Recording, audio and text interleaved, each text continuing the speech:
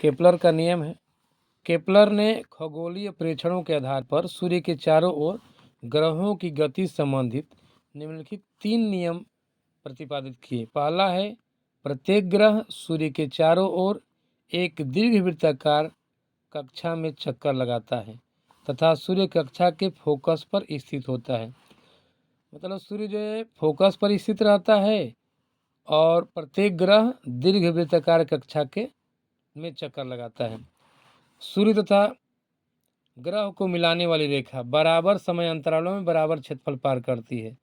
मतलब ये हुआ कि जैसे कि अगर कोई ग्रह है ए से बी तक जा रहा है, ए से बी तक उतना ही टाइम में जा रहा है जितना सी से डी तक जा रहा है, और वह ग्रह जैसे ई से एफ तक भी उतना ही समय अंतराल में जा रहा है, तो जो ए बी एस का क्षेत्रफल होगा वही क्षेत्रफल सी डी एस का होगा, और ई एफ एस का भी क्षेत्रफल उतना ही होगा।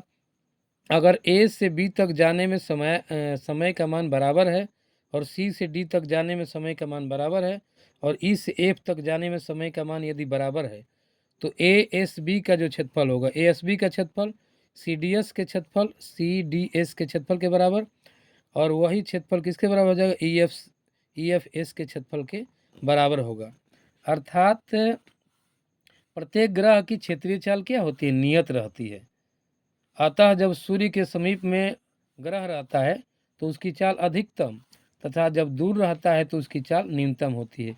तीसरा नियम है कि किसी ग्रह के परिक्रमण काल एक परिक्रमण में जो समय लगता है, परिक्रमण काल का वर्ग जो समय लगता है उसका वर्ग सूर्य से उसकी औसत दूरी के तृतीय घात के अनुक्रमानुपाती होता है। यदि परिक्रमण काल का मान अगर कैपिटल टी है, औसत त्रिज्यीय दूरी आर है, तो टी स्क्वायर समानुपाती आर की 3 घात, या टी स्क्वायर बराबर के आर की 3, जहाँ के क्या है, नियतांक है। तो 3 नियम ये थे केपलर का।